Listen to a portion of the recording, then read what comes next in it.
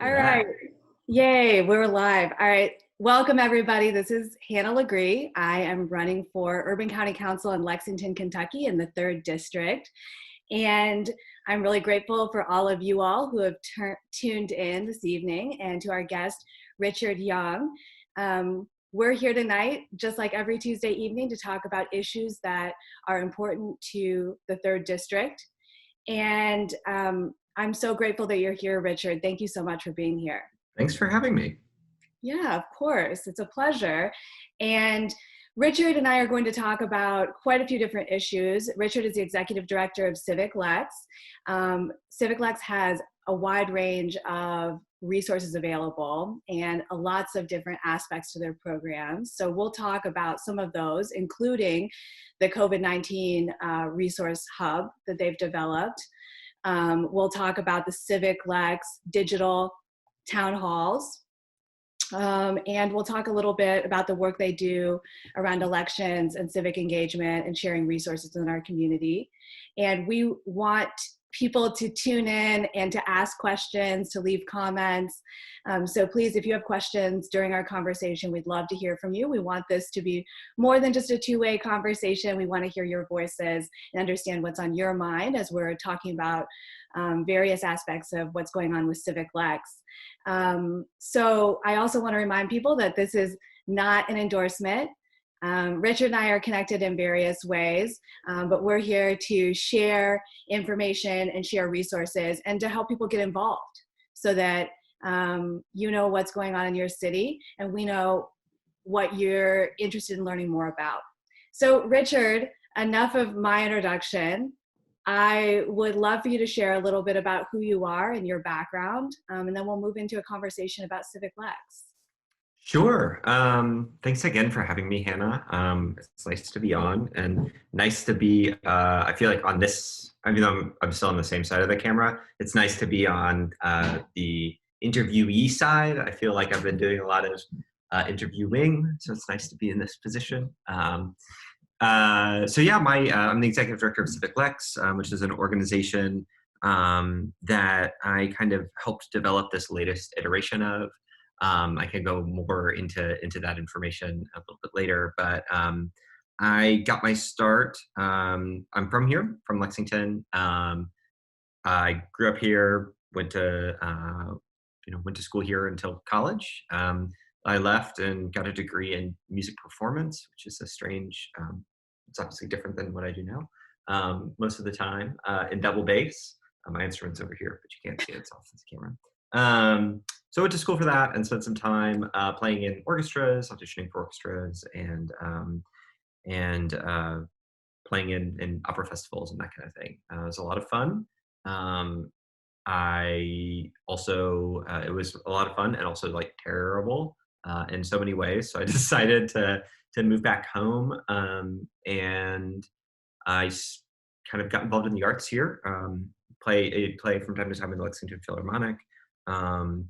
And I did a lot of sort of arts administration work, and then ended up sort of in the community development space. And from there, kind of became interested in trying to get more people involved with city government. I think that's kind of giving people control over the places in which they live is something that's pretty important to me. And so that's kind of why I do what I do. So you moved into your role with CivicLex how long ago? So that would have been like October of 2016, or November of 2016. It was right before the election. I remember that. Certainly can't forget that time.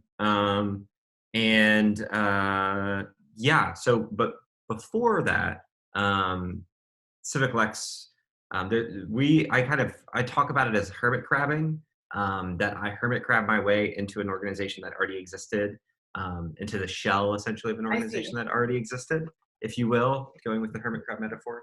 And that shell would have been Progress Lex, which is an organization that had been around for about a decade and had done a lot of really great work, but had been kind of not in operation for about a year and a half or 2 years. And so I hermit crabbed my way in, and out of that came CivicLex. Yes, and made a home. So the Made a new home. home Yeah, just Also, like in a hermit crab tank, you know. exactly. Yeah, Okay, move, you know, shells from year to year. so Richard, when you're thinking about, kind of this umbrella of Progress Lex and then the mission of CivicLex, I know that I'm familiar since I'm on the board of CivicLex, and I'm always talking about CivicLex. To my students, when I want students to know more about the issues in Lexington and to get involved, Mhm. and to understand a little bit of the history of the issues in Lexington, I often encourage them to engage with the Issue Hub. Yep.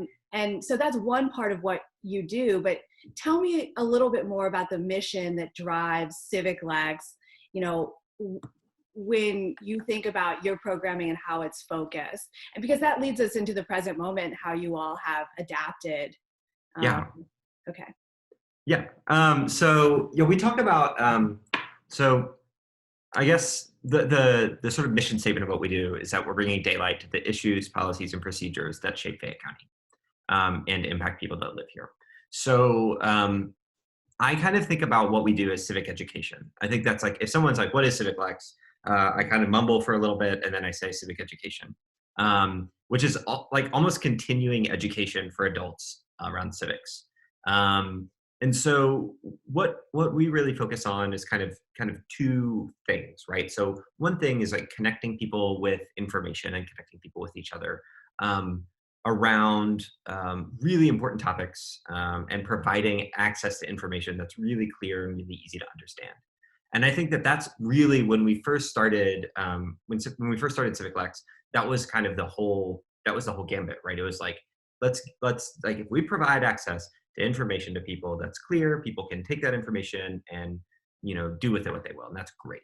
Um, I think, over time, over the past 3 years, we kind of realized, okay, yes, information is really key, and can be difficult to find, and can really be difficult to understand, and so all of that's really important. But then there's this other huge, I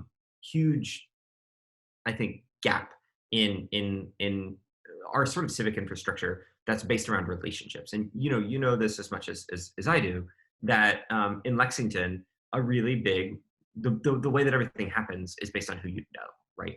Like that is an incredibly important and incredibly anti-democratic aspect of how Lexington's governance structure is, right? And not intentionally. I think it's because of the size of our community, because of this sort of deep history of there not actually being a lot of civic engagement and civic involvement, Mhm. or a better way of saying that is like the civic engagement and civic involvement that has happened in our community has come from a very small group of people.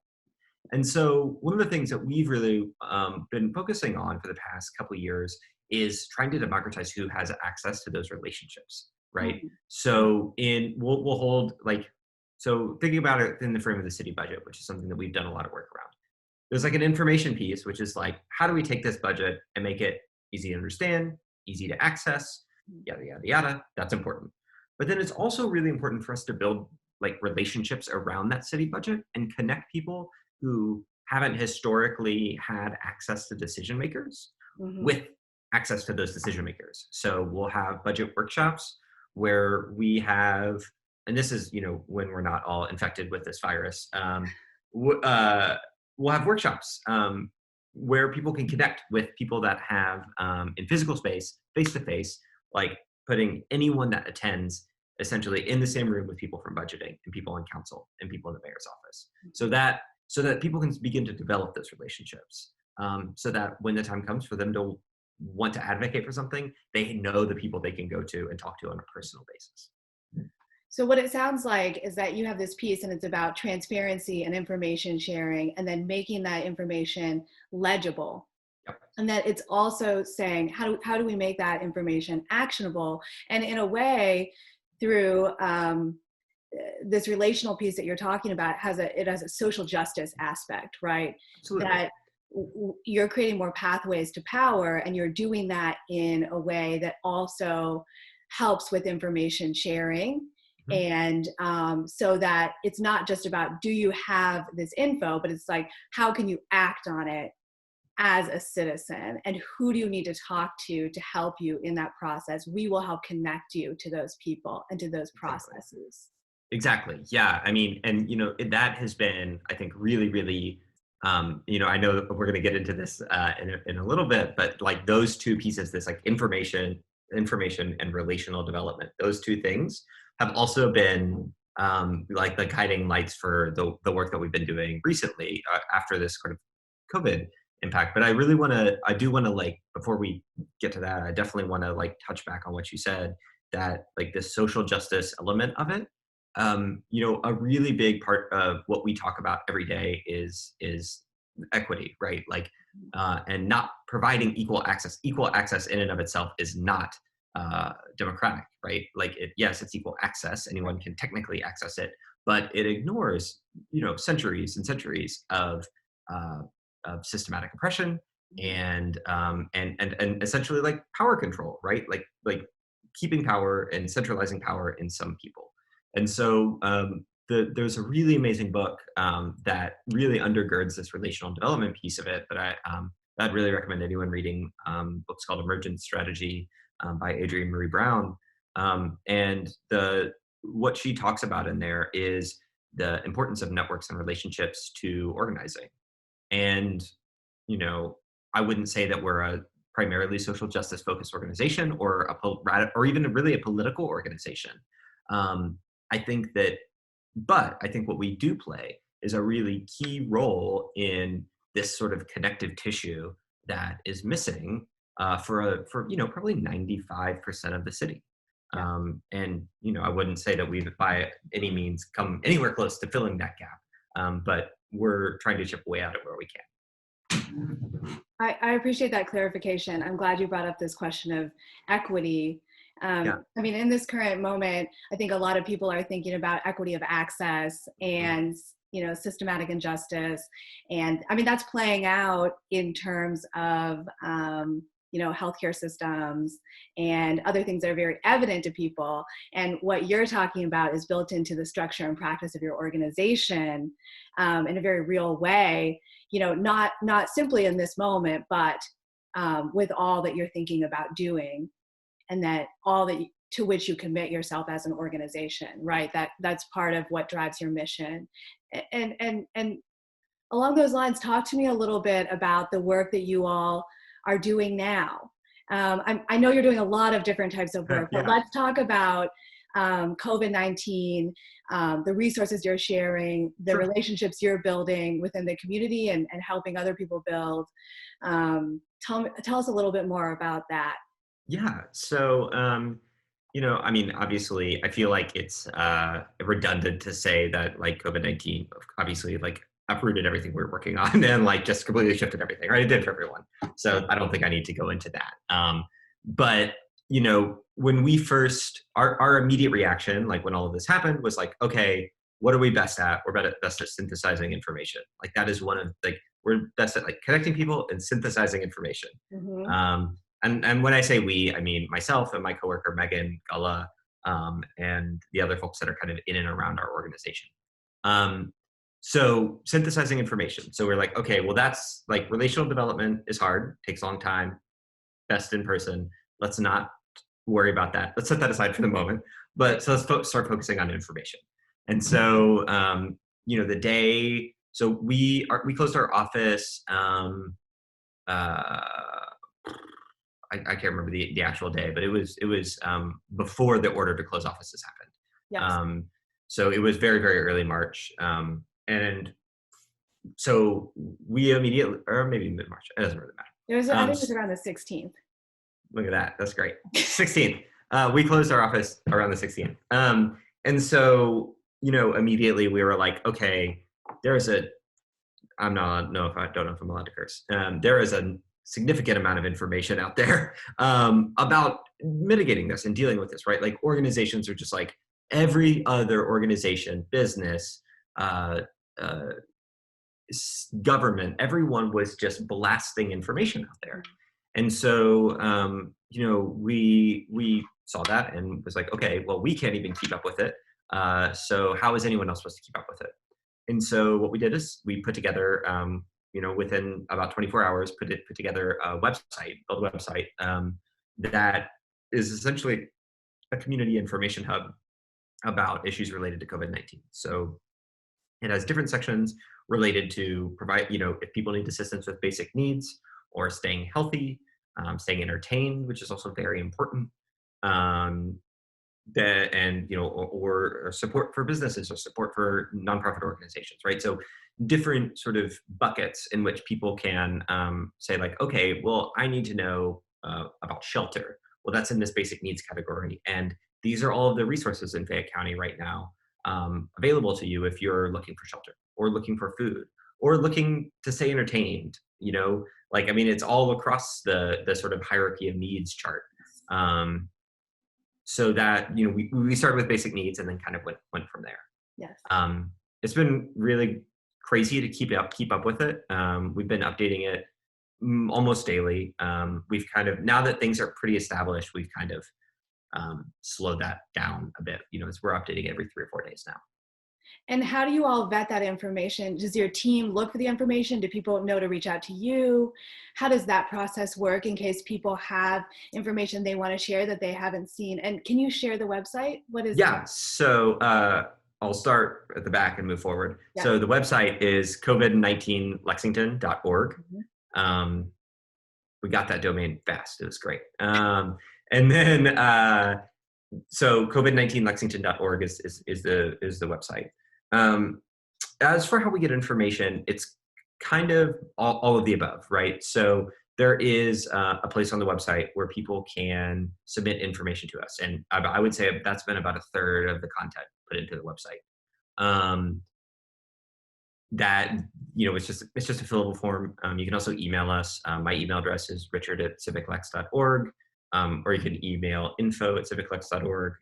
Either one of those will get to my cell phone. So, then we take that information and so say it's like say someone sends me like a 10-paragraph email, which happens. We then take that and condense it down to a sentence or two. Okay. And then, provide a link to that in the platform. Then we also do a lot of scouting out on our own. So we have like a Google Doc that my coworkers and I will drop information into as it becomes, if we're, for instance, scrolling through social media and I'll see like someone post a link to something, right? That's like, oh, this is a great resource.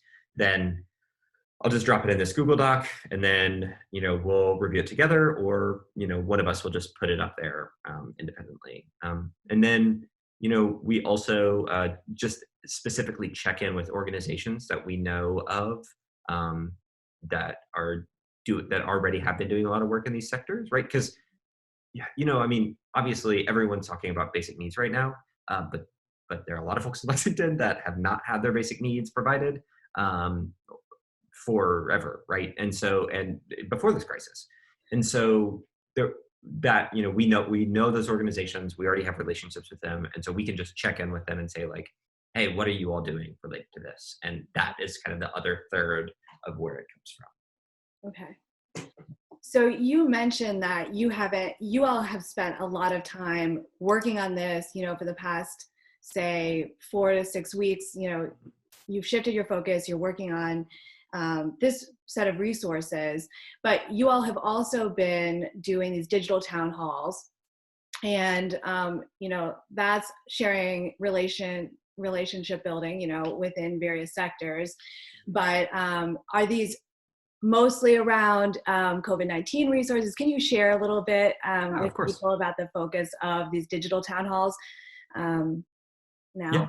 So yeah, so so we basically started I guess we're about a month into this, started hosting these digital town halls. And we started with one, not really knowing that. We started with one and we're like, oh, well, we should talk about doing another one if this one goes well.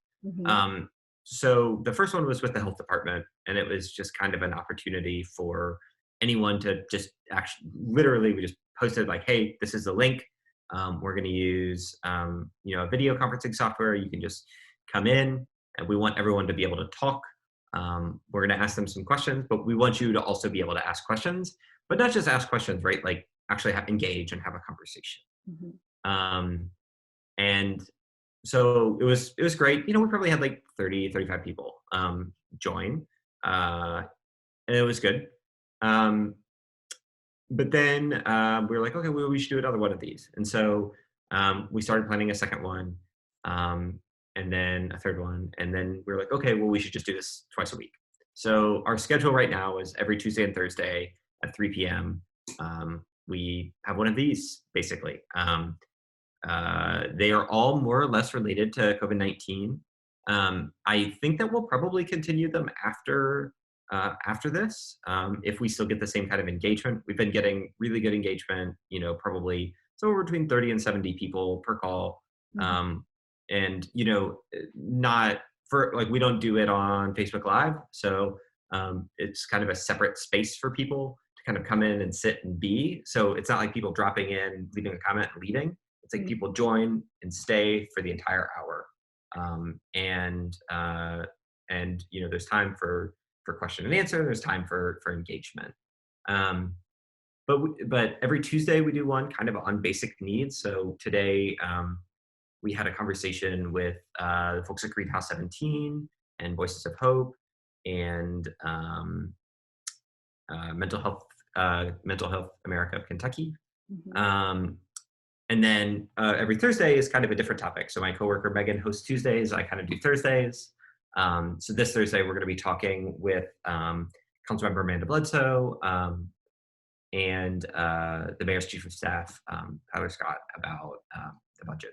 So they all are kind of have a little bit of a COVID-19, right? That's like the framing for everything these days. But we're starting to look at issues beyond kind of like immediate direct like implications, right?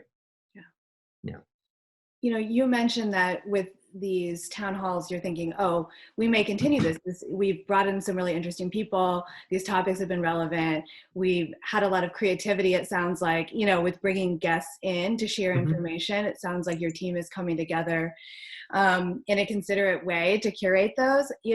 As you're thinking beyond this moment, as you mentioned, has anything surprised you or caused you to shift how you think about the mission and the practice of Mm. CivicLex?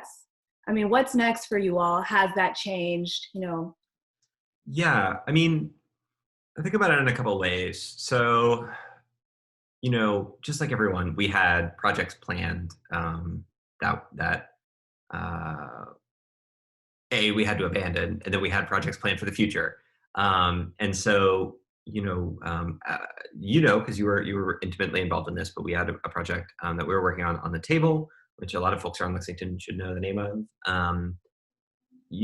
Stuff like that. We are looking at moving towards when people can safely be around each other. But I think it has made me think about like what our organization does in a couple different ways. I mean, like one thing is, you know, caring about civics is obviously a luxury in some regards, right? Like having time to sit and be deliberative about, all of these stuff is admittedly a very there's a wrap around that of privilege, Mhm. and I'm thinking about like all of the organizations that found out today that their city funding was going to be cut. Um, and right at the time when their services are most needed, and the work that they are doing is needed by more people than ever. Um, and so I think that makes me think a lot about like where is our like what immediate good are we providing, right? Like the long term, I think the long term work that we're doing is incredibly important, right? Like it is essential, I think, to start to change who has access to power in the city. Like I think that is incredibly important.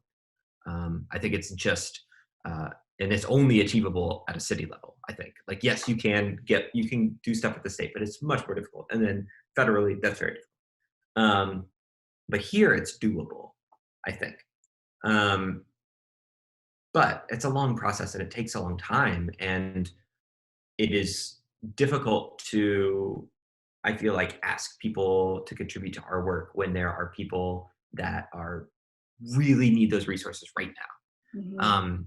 And so I think about that long-term impact that it's going to have on our organization. And like, yes, I think we've like the work that we've done has been, there are some essential things that I think we're providing, but in relationship to, folks like Greenhouse 17, um, yeah, we're not as important to the sort to like people's livelihoods. And so that's something I've been really thinking about and like way trying to figure out how comfortable I feel with that. And I don't think there's anything that can be done about that. Like that is. But it's definitely been something that's been like weighing on me a little bit and making me think about our work and how we approach it and maybe if we need to change how we work. Um, it's also, I think, I was always very skeptical of digital technology's usefulness in our work. I would have people say like, "Oh, we should do stuff online," and this. And I'm like, like I don't think that's like. I think that relationships are best developed in person, and so I feel like we have to be in person together. But I've also seen like the impact that our information hub has had, right? Like the COVID-19 info hub has been seen by like I think the count is almost a little over 10,000 people right now in Fayette County, which is huge. I mean, it's a sizable portion of the population. Like has been actively used by that many people. Yeah. And so that obviously uh, feels really good. Um, so I don't know. I mean, I've thought a lot about that. And then there's also the part of me that's like just exhausted, right? Like everyone else. And so I'm like, oh, how much longer? Like it's stressful working for a small nonprofit organization. We don't have the infrastructure of larger organizations. Mhm. And so yeah, that weighs on me as well in all of this. So I don't know if that was a good answer to your question, but maybe it's just me venting. I don't know. I think Richard that it's a very honest answer given where you are and you're thinking about the budget and essential needs and forms of support provided to organizations or lack thereof. I we have a couple of questions and I want to make sure that we deal with them. But I do want to speak to one thing that you talked about, this idea of civic engagement being a luxury. I would push back on that a little bit in that Yeah. I would I would like to live in a world where, and maybe this isn't this exact current moment, but you spoke to this kind of longer arc. I would like to live in a world where civic engagement is not a luxury, because the more people are empowered to understand the processes within our city and how they function and how information flows and how decisions are made, then the more you can channel people into positions of power who can continue to advocate for transparency and equity. I think. I mean, Yeah. that's my thought. But I know that in the middle of things right now, um, it doesn't always feel that way. Hmm. Um, but as we're talking about the mission of CivicLex and the way that information is provided with your organization and the kind of, I think, coalitions that you all have the ability to create with other organizations, I think that there's a lot of possibility there. And one of the questions that we have is about, we have a couple of questions, and one of the questions is about getting involved. Yeah. So if people want to get involved with some of the work that you're doing, or they want to start to involve themselves in some way, what are their options? Yeah. So I guess the first there obviously it's a gradation. So the first level would be attend a town hall, right? Attend one of these digital town halls, um, and and just engage with people, right? I think like that is at the most basic level, um, the way that you can engage. Um, you know, right now we're kind of in this weird period where normally I feel like we don't have a lot of opportunities for volunteers, just because like for a couple of reasons. Like one, a lot of what we do is like uh, is kind of strange. Like we're doing things for that have never been done for the, like, I mean, they've been done somewhere in the world, but they haven't been done in Fayette County in this context. Mhm. And so, you know, it's kind of a weird, thing. We're kind of a weird organization. So like, you know, and then the other side, there's like facilitation which is what happens in a lot of our other need for volunteers would be around facilitation, which is obviously a very specialized skill. And so, you know, we don't often have a lot of need for volunteers, but what I will say we do have a need for right now is some help. And that is in, you know, we're going to be doing a lot of work around the city budget. And we're going to need people's help in getting the word out about how important it is for people to care about the budget. Mm. We're going to need help from people getting the word out about the primary election and the change to absentee ballots. And that's the kind of help that we need. We right now, more than ever before, I feel like, God, so many people have used that phrase. That information, right? Like because people are so overwhelmed with information on social media right now, and so much like some information that's real and some information that's not, knowing what is true and like directly telling someone either via text or via call is Mhm. incredibly, or via email, is incredibly important, right? So like read about the Herald Leader. Will probably have an article up about the budget very soon. Yes. We're going to have coverage on the budget up in the next week or so. We have a town hall on the budget on Thursday. So those are three things that are going to be verifiable facts that you can email, text, or call to talk to someone about it, right? And find where those things connect with your own personal values, right? So like if like you really care about affordable housing, which is something that like is in my top 5 things I care about most in this city, the Affordable Housing Trust Fund was cut by 90%. So it has gone from $2 million to $200,000. And if you look back at city studies, we need essentially $32 million a year for 10 years to address our affordable housing shortage. And one of those studies is on the CivicLex issue hub. It is, yeah, the CZB study. So it's the City Commission study. And that was the basis for creating the Affordable Housing Trust Fund. Yes. So knowing that we're taking an affordable housing, and like, I totally understand why this is happening. Like, it makes sense. And like, it is a very difficult decision that the city government has to make right now. And so I do not envy their position, and I understand the reason that the budget looks the way it does. Mm-hmm. With that said, if affordable housing is important to you, or if social services are important to you, or if dog parks are important to you, or if, I don't know, yard waste collection is important to you, all of these things that, right, that we all engage with every day, if those things are important to you, they're touched by the city budget. So learn about it, text someone and say, hey, I just want you to know about this thing with the city budget. You should find out who your council member is and email them and tell them what you think about the proposed budget. I mean, and that action is where we need volunteers, right? Like, it's not sitting there, like, literally I have to take the budget, my coworkers and I take the budget and hand type in a bunch of numbers, and it takes forever because the city budget's 700 pages long. I'm just touching on the budget because it happened today, which is, so it's stuck in my brain. So yeah, so, you know, that is something that people can do. So if people want to get involved, become more civically engaged, right? If you're at home right now, chances are there's a better opportunity to do that than ever. Well, Richard, what you're talking about is something that's really kind of central to our campaign and the way we think about relationship building and sharing information.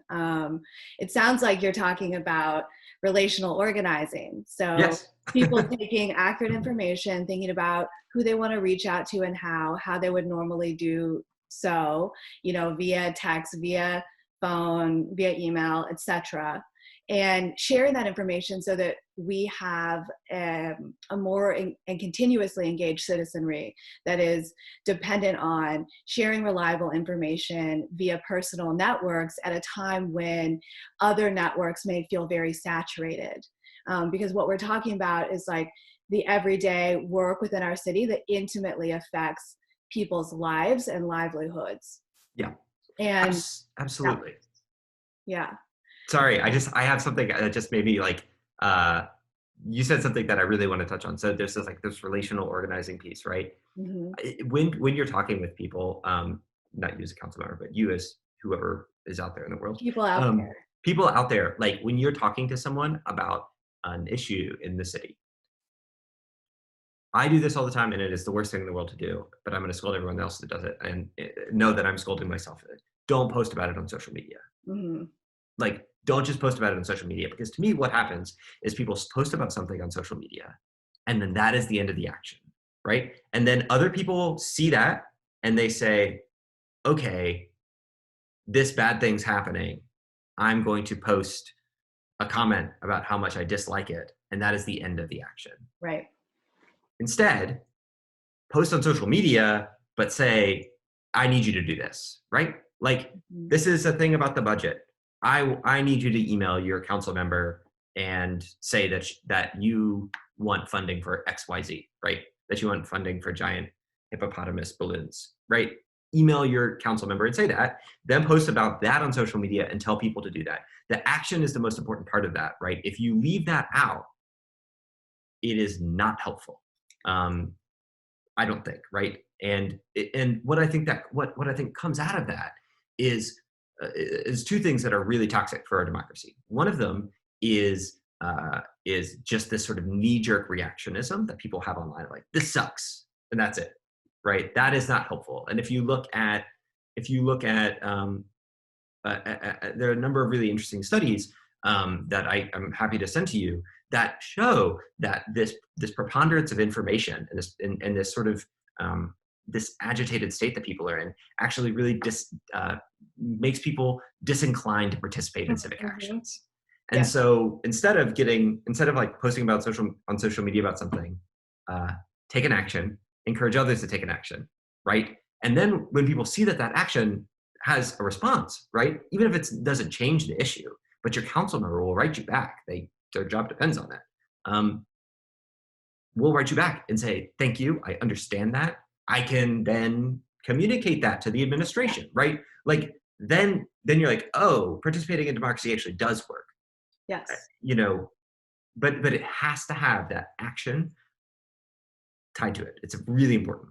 I'm so glad you brought up that point, because I agree with you that that's an essential part of the equation, of course, because that's how change occurs and dialogue occurs. Hmm. And that I also believe, at least in my personal experience, it is more energizing to build that bridge and to connect and to have a dialogue and to feel like you can engage with policy and then connect with someone. What we're talking about here, is on a local level. We're Yeah. talking about in relation to city council, for example, and then that can help create a longer term relationship beyond the issue. I Hmm. mean, I think that's really important to consider. Yes, you are engaging about this one thing with your friend, with people in your network, with your council person, but that also opens the door to additional engagements Yeah. and points of conversation. Yeah. And Richard, I know we're a little bit over time, but I have a question that someone has sent for me, and it's about what will I do to support transparency and access. And I think they mean, when I'm on council, if and when I'm on council, what will I do to promote transparency and access? And I think that my response links back to quite a few of the themes that we have been talking about, and that involves, where are the gaps to access, who's not receiving information, who has been excluded from the conversation, how do we connect with folks who haven't been, because of structural inequalities or because of various other reasons, haven't traditionally been engaged. I mean, that's part of, I of course strongly believe in CivicLex's mission, and especially that part of it, the idea of who are we not reaching and why, and what work can be done to connect. And then I also think communicating often, and honestly with constituents, with people who have traditionally been involved in the conversation, but also with people who haven't felt as though they have had a seat at the table, and figuring out who isn't reaching out to a council person and why. It's not people's job to always reach out to that person. It's their job to show up for the people. And that can mean, like we talked about, in person. And that can mean in sometimes over digital platforms, depending on what's going on. And then also, like we've been talking about, synthesizing information and making it more accessible. It doesn't help anyone to have very difficult to parse information when it could be presented in a more clear and more empowering way. If we can understand information, then we can grasp it and do something with it. Yeah. The thing I always say is, like, you shouldn't have to have a public policy degree to have an opinion about local issues, right?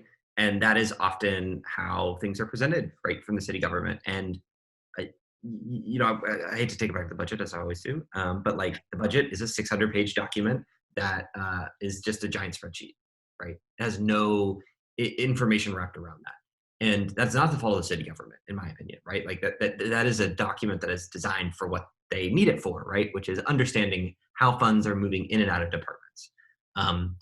But what I do think it's incumbent upon council members, right? The people that are there. The whole government is not meant, the infrastructure of the government is not necessarily meant to represent all of the be represented by people, right?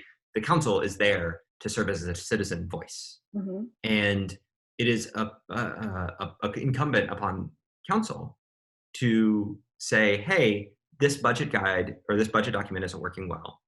How can we address it?